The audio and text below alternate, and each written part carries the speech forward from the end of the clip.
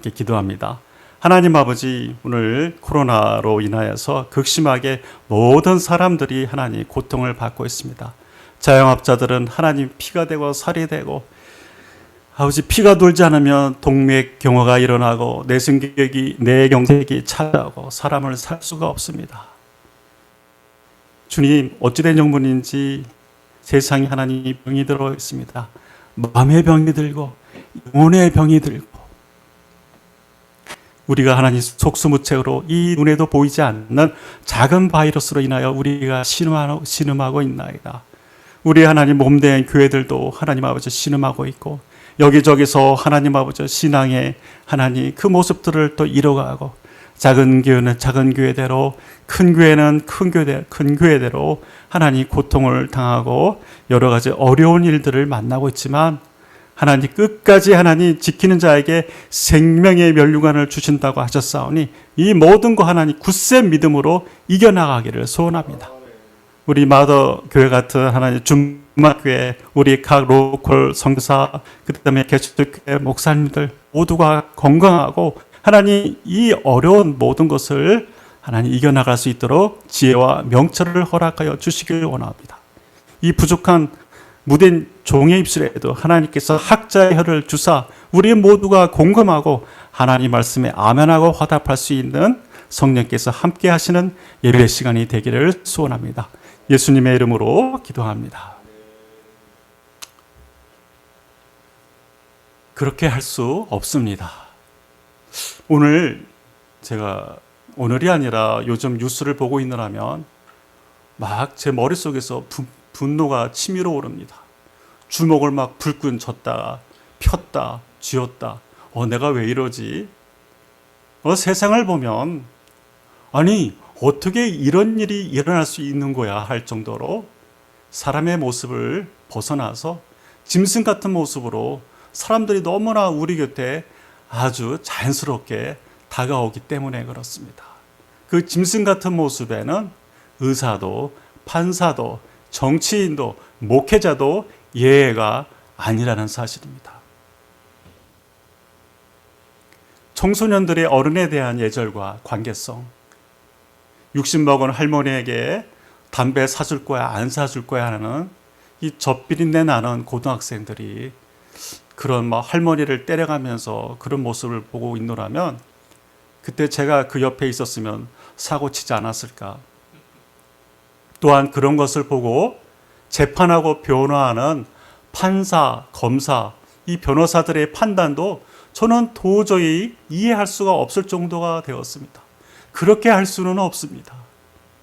오히려 사회적으로 국민들의 판단이, 배심원들의 판단이 이들보다도 더 시원하게 판결해 주고만 어찌된 영문인지 이 재판장들과 법의 칼날은 무뎌지고 균형이 없는 추같이 기울어진 판결을 보노라면 사람들 속이 터질 지경에까지 이르렀습니다. 정말 그렇게 할 수는 없는 것입니다. 가해자들의 얼굴은 가려지고 피해자들은 평생을 그 멍들은 이 트라우마로 가슴에 안고 살아가야 하는데, 어찌 가해자들의 인권만 중요하고 사형이 아니고 무기징역도 아니고 몇 년에 지나지 않는 이런 재판 판결을 받고, 도대체 이 사회가, 한국 사회가, 일본 사회가 어떻게 흘러가고 있는 것인가 참 비탄을 금치 못하겠습니다. 자신의 몸에 만약에 암이 생겼다고 하면 온갖 힘을 다해서 온 가족이 그 아버지, 엄마, 아들, 딸을 살려내고 자기 자신을 살려내기 위해서 치료에 매달리면서 어떻게 사회의 악들을 그저 그렇게 물에 물 탄 듯 술에 술 탄 듯 판결하는가에 대해서 저는 분노가 치솟아 오릅니다. 미국의 법은 강력하고 한국의 법은 무기력한 것인가? 그렇습니다. 사람들은 말로 해서는 안 되는 짐승과 같은 수준인 것을 저는 알게 되었습니다. 어느 왕과 같이 말입니까? 바로 왕과 같습니다. 절대로 우리 스스로가 사람답게 다시 태어난다는 것은 대단히 힘든 존재임을 저는 확실히 더욱더 깨달아가게 되는 오늘의 삶을 살고 있습니다. 여러분들은 어떠십니까? 예수님은 베드로가 3번씩이나 당신을 부인할 것을 미리 말씀하셨지만 그는 강력하게 극구 부인했던 전력이 있습니다. 주님, 저는 절대로 그럴 수는 없습니다. 그 경력이 보여주듯이 오늘 하늘에서 내려오는 보자기에 싼 그 음식, 우리가 볼 때는 가증스러운 것들이 하나님께서 정결하게 하셨음에도 불구하고 하나님의 말씀에 강력하게 몇 번이요? 3번씩이나 부인하는 베드로의 모습을 우리는 볼 수 있습니다. 하나님, 절대로 그렇게 할 수 없습니다. 이것이 베드로의 신앙 고백이었습니다. 절대로라는 것은 무엇입니까? 내 목에 칼이 들어와도 하지 못하겠다는 것입니다. 당신이 하나님이라 할지라도 예수님이라 할지라도 나는 절대 그렇게 할 수 없습니다. 대단한 믿음이죠. 오늘은 베드로가 예수님의 말씀에 이어서 그 2번째로 하나님께서 깨끗하고 하신 말씀하시는 음식에 대해서 속되다고 부인하는 베드로의 모습이 인간의 이 종교법에 올가매어진, 그리고 고집이 얼마나 우리 교회와 나 자신을, 사회를 병폐로 만들어갈 수 있는가에 대해서 알 수 있는 기회가 되기를 소원합니다. 요즘 들어서 할랄 음식이다, 그 다음에 코셔 음식이다 등등 종교적인 음식들이 각 나라들의 빈번한 왕래로 인하여서 식품 사업이 우리나라에서 활발히 벌어지고 있습니다. 아랍 사람들, 팔레스타인 사람들, 무슬림을 향하여서 야, 이때 돈 벌어야지, 할랄 음식이면 어때? 버는 게 장땡하냐? 그렇게 활발히 음식 사업을 벌여가고 있습니다. 한 나라의 침략이 이루어진다면 그 나라의 언어와 문화를 말살시키지 않습니까? 이와 같이 음식도 종교성을 띠고 타국 사람들이 많아질수록 그들이 좋아하는 음식이 많이 들어와서 한국 사회에, 일본 사회에 이질적 종교성을 가진 사람들이 활동할 수 있는 기반을 제공한다는 사실입니다. 특히 할랄 음식은 이 무슬림을 종교적 배경으로 하는 사람들에게 제공이 됩니다. 코셔는 이스라엘 백성들이 먹는 종교적 전통 음식입니다. 이 정결한 음식 여러분들은 레위기서를 통해서 너무나 잘 알고 있습니다. 들짐승의 경우 굽이 갈라지고 되새김질을 하는 것, 또 기어다니는 것, 비늘이 없는 것, 날지 못하는 새들이 구체적으로 기록이 되어 있지 않습니까? 그래서 이런 것들은 가증스러운 음식이니 먹지 말라라고 구약은 기록합니다. 맞습니다. 고쇼도 맞고요. 할랄 음식도 맞습니다.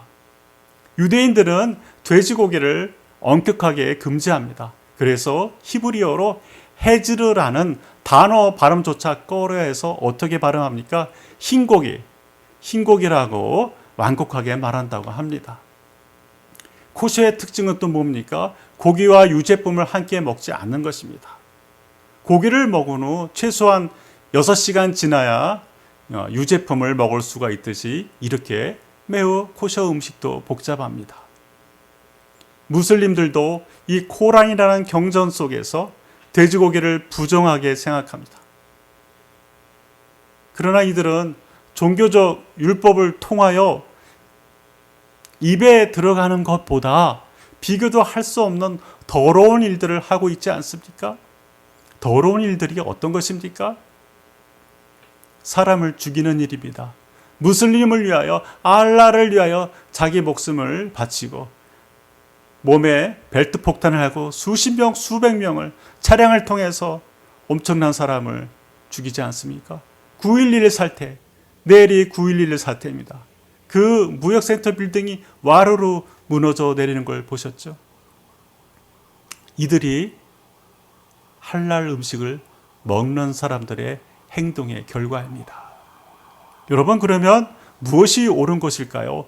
무슬림들의 음식에 대해서 이해하기 전에 이야기하기 전에 이스라엘 백성들이 여전히 오늘도 코셔 음식을 중요시하는 것이 여러분 옳다고 생각합니까?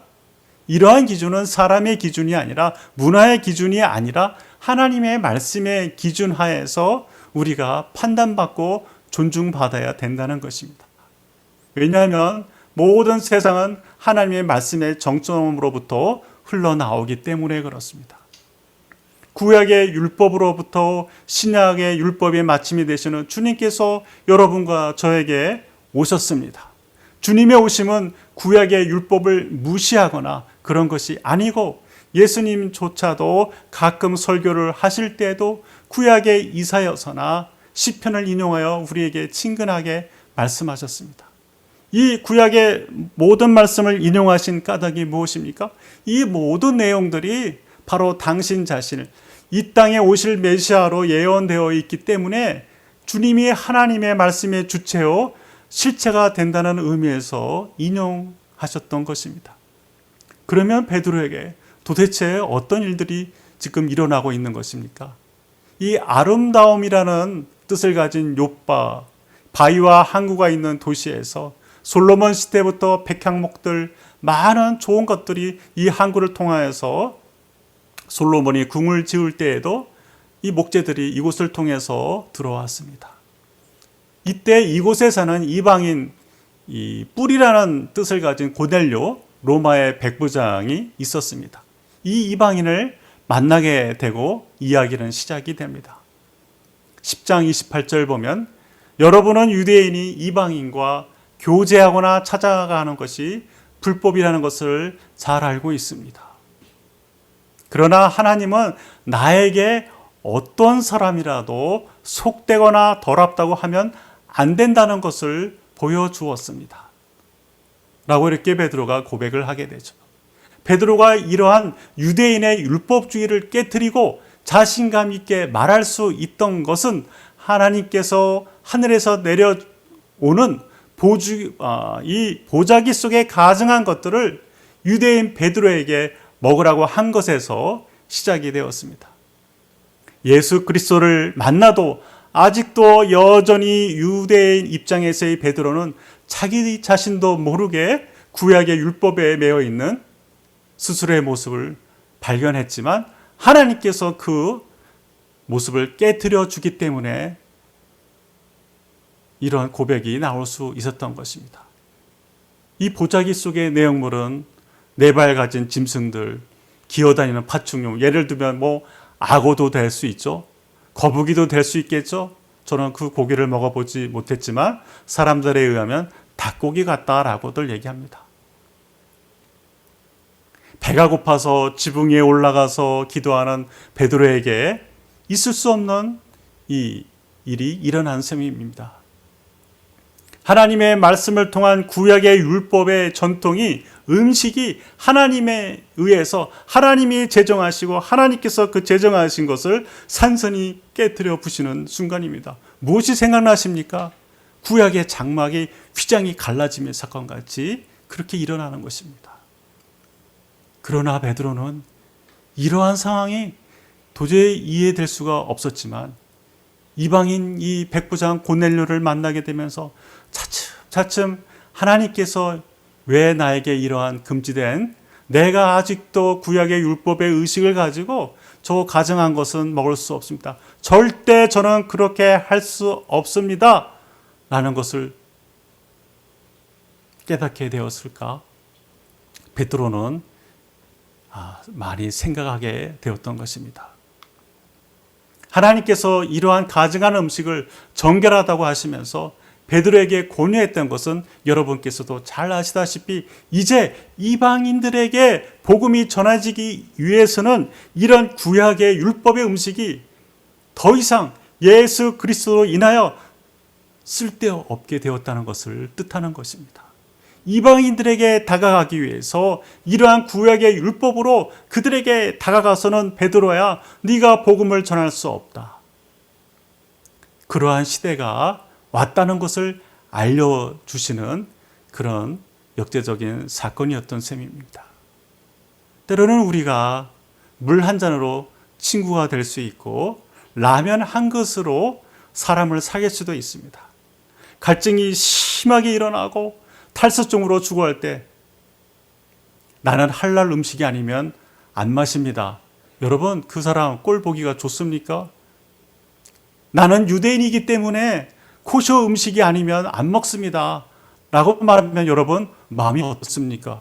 주제 파악을 해. 주제 파악을. 네가 지금 똥인지 오줌인지 가리게 됐습니까? 아무거나 드셔야죠. 이러한 사람들에게는 베드로에게 말씀하신 하나님의 말씀을 속되다고 부정하는 사람들이 된다는 것입니다. 우리 주만나교에서도 사당동 이 어려운 분들에게 빵을 나눠주고, 지난달에 제가 설교할 때도 성남의 어느 복지센터 독일에서 온 신부가 그 빵을 나눠줄 때도 노숙자들이 이상한 얘기를 했었죠. 굶주린 자들에게 빵과 물을 전해주면 감사히 마시고 식사를 해야 되는데, 이거 물 상표가 어디죠? 빵 저는 파리바게트나 뚜레쥬르 아니면 안 먹어요. 다음부터는 이 물도 미지근한 거 주시지 마시고요, 시원하게 해서 주세요. 그럼 저는 안 먹겠습니다. 라고 하는 자들은 더 굶어서 더 갈증이 나서 음식의 귀중함을 알아야 하는 자들이 아닐까요? 어떻게 이런 사람들에게 이런 일을 우리가 할 수 있겠습니까? 사람들이 그만큼 마음의 병이 들었어요. 마태복음 우리 15장 21절에서 28절 우리가 너무나 익숙히 잘 아는 내용입니다. 한 가나안 여인이 자기 딸이 귀신이 들려서 죽게 되었을 때 예수님께 자비를 구합니다.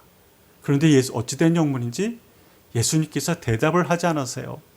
계속된 이 여인의 간청에 예수님께서 말씀하시기를 자녀들의 빵을 가져다가 개들에게 던져주는 것은 옳지 않다라고 하셨는데, 이에 대한 여인의 반응은 매우 놀라웠습니다. 그렇습니다, 주여. 하지만 개들도 주인의 땅에서 떨어지는 부스러기를 먹나이다. 그제서야 예수님은 이 여인에게, 여인아, 네 믿음이 크구나. 네 소원대로 될 것이다 라고 대답하셨습니다. 바로 그때 그 여인의 딸이 나았습니다. 이 여인의 고백이 무엇이었습니까? 하지만 그럼에도 불구하고 저 개 맞습니다. 유대인 위에는 너희들은 개라는 것, 저 그것에 동의합니다. 말씀하신 대로 저는 개입니다. 개의 모습으로 예수님께 겸손히 앞으로 나갔던 것입니다. 이 고백이 구원이 되었습니다. 이 여인은 자존심보다도 자존감이 월등한 자였습니다. 여러분, 자신감, 그 다음에 뭡니까? 자존감, 자존심, 이런 거 구별되십니까? 자신감은 뭐든지 할 수 있다. 그래서 창에 비유합니다. 그 다음에 자존심이 뭡니까? 방패. 네가 나를 갖다 자존심 상하게 했어? 네가 뭔데? 그래서 자존심을 세우게 되죠. 그래서 방패와 같습니다. 자기를 방어합니다. 자존감은 무엇입니까? 자기의 위치와 본분을 잘 깨닫는 것입니다. 내 인격성의 절대 가치와 존엄성을 깨닫는 것, 스스로 깨닫는 것이 자존감이었습니다. 고로 예수님의 너는 개달할 때, 맞습니다. 저는 개입니다. 여인은 그 자존감이 높았던, 아주 우리보다도 저보다도 월등히 높았던 이방인 가나안 여인이었던 셈입니다. 여러분은 자존감이 높으십니까? 자존심만 셉니까? 자신감만 가득합니까? 여러분, 자존감이 높은 사람이 하나님께 훌륭하게 쓰임받습니다. 아이고, 아무리 예수님 그렇다 하더라도, 당신이 하나님의 아들이라 할지라도, 내가 사람입니다. 사람을 어떻게 개에 비유하십니까? 아니, 당신은 사람과 짐승을 구별하신 분께서 창조하신 분이 하나님이신데 어떻게 우리에게 이렇게 표현할 수 있습니까? 라고 했더라면 구원은 아마 일어나지 않았으리라 생각합니다. 요즘 세상은 짐승만도 못한 인간이 너무나 많아졌습니다. 더 이상 죽이지 못한 것이 한입니다. 라고 이러한 고백도 하지 않습니까? 그런 면에서 예수님의 개의 비유는 어쩌면 적절하다고 저는 생각합니다. 하나님을 마음에 두지 아니하면 세상은 이렇게 완전히 변질되어서 짐승같이 살아가는 것입니다.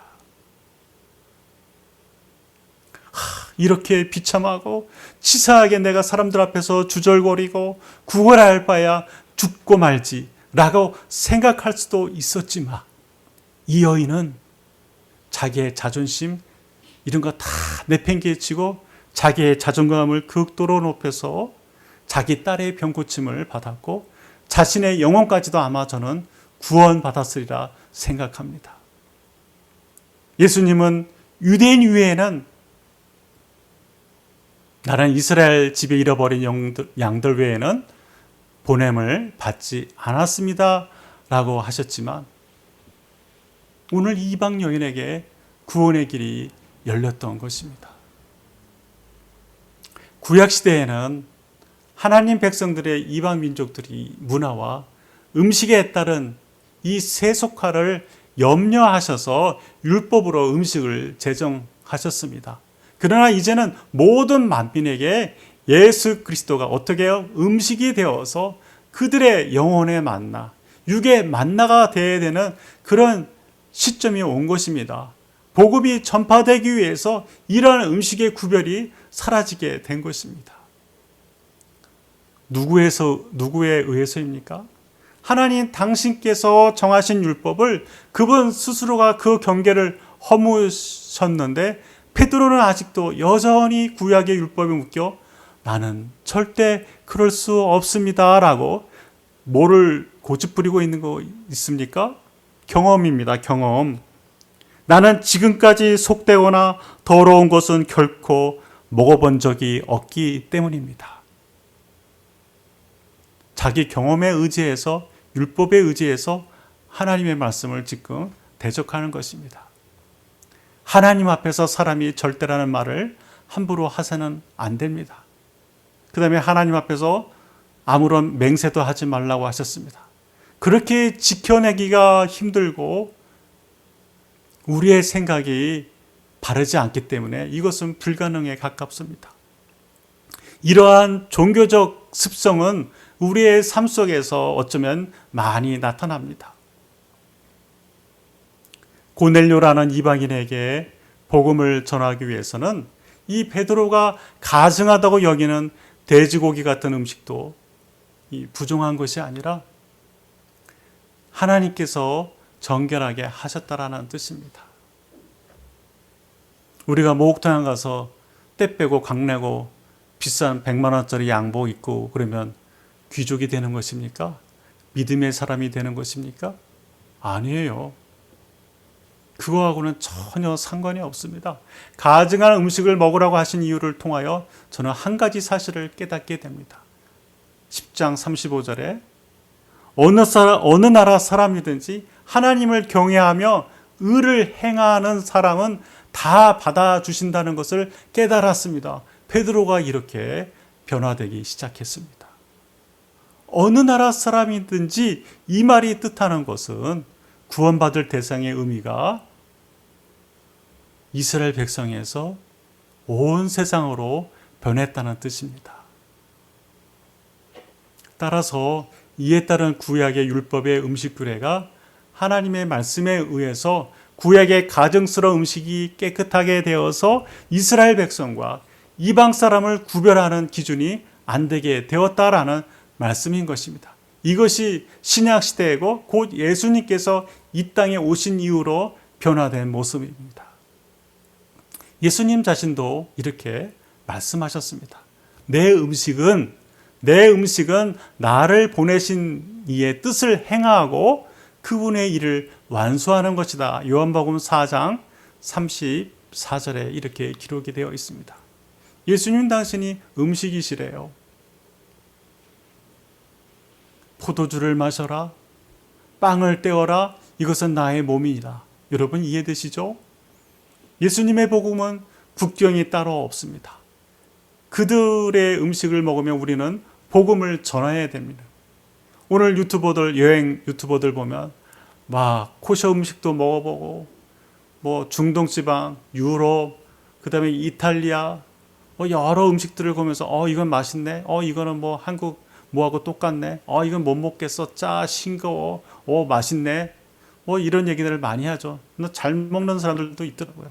뭐 설사 하시는 분들도 있지만 이러한 일이 있고 난 후 베드로는 이방인들에게도 생명에 이르는 회개를 하나님께서 허락하셨음을 고백했고, 베드로가 할례 받지 않은 집에 들어가 음식 먹는 일을 비난했던 할례 받은 유대인들도 그들의 눈앞에서 벌어지는 쏟아지는 성령의 선물을 보고 대단히 놀라워했던 것입니다. 오늘도 하나님은 일하십니다. 겉으로 사람을 평가하지 않으시며 할례 받은 것으로 우리의 징표를 삼지 않으시며 마음과 행동으로 하나님을 경외하는 자들에게 구원을 주신다는 것입니다. 우리가 운동을 하죠. 뱃살이 너무 많이 나는데 옆구리 살이 자꾸 만져지네. 어떡하지? 어느 사람이 오토바이를 타고 20km를 달리고 100km를 달려도 그 사람은 운동한 것이 아닙니다. 자신의 발로 단 30분을 걷더라도 5km를 뛰었다 하더라도 이 사람이 실제로 운동한 것입니다.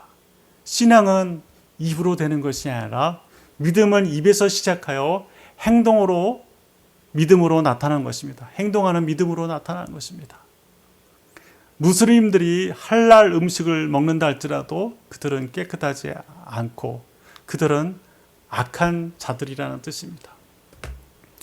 이스라엘 사람들도 코셔만을 먹는다면 그것은 자유겠지만 그것이 그들을 구원해내지 못하는 것입니다. 그들은 정결 음식인 이 할랄 음식, 지금 진천에 이 파키스탄 난민들이 와 있지 않습니까? 히잡이나 두건을 쓰고 할랄 음식을 또 우리 대한민국 정부에서 공급합니다. 어떻게 생각을 해야 될까요? 그들이 이번에 와서 다 이 히잡 이런 거 다 집어 던져버리고 불태워버리고 나는 아프가니스탄 사람이 아니야. 파키스탄 사람이 아니야. 나는 새롭게 태어날 거야. 무슬림 다 집어던지고 할랄 음식 다 집어던지고 좀 바뀌었으면 좋겠어요. 할랄 음식과 이 테라비브에 가면 코셔 음식을 먹으면서 마약을 하고 질펀한 나쁜 일을 하는 사람들이 누구예요? 유대교 사람들이에요. 유대인들. 할랄 음식을 먹으면서 오늘도 자살 폭탄 테러를 하는 저 무슬림 중동 지방의 사람들을 우리는 어떻게 생각을 해야 됩니까? 그들은 사람을 죽이는 최선봉장에 선 악한 자들입니다. 아니 코셔 음식을 먹으면 할랄 음식을 먹으면 사람이 순해지고 선해지고 깨끗해져야 되는 거 아니겠습니까? 부드러워져야 되는 거 아니겠습니까?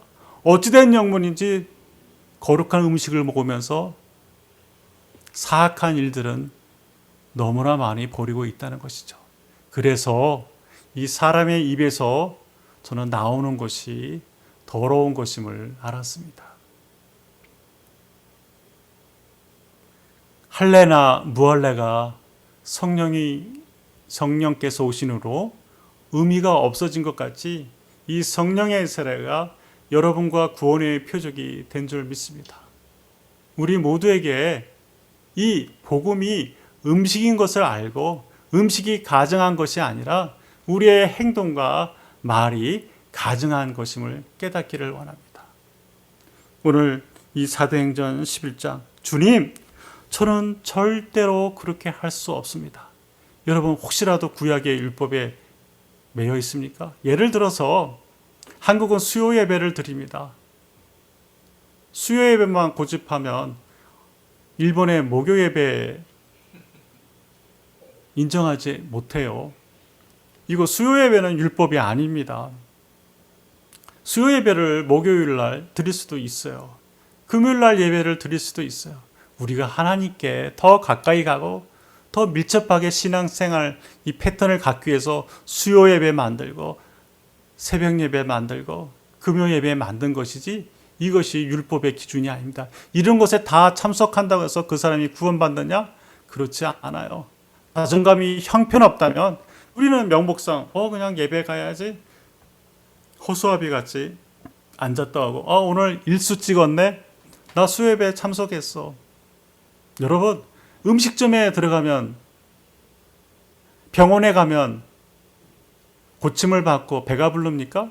음식점에 들어갔다고 해서 배가 부른 게 아닙니다. 먹어야죠. 사서 먹어야죠.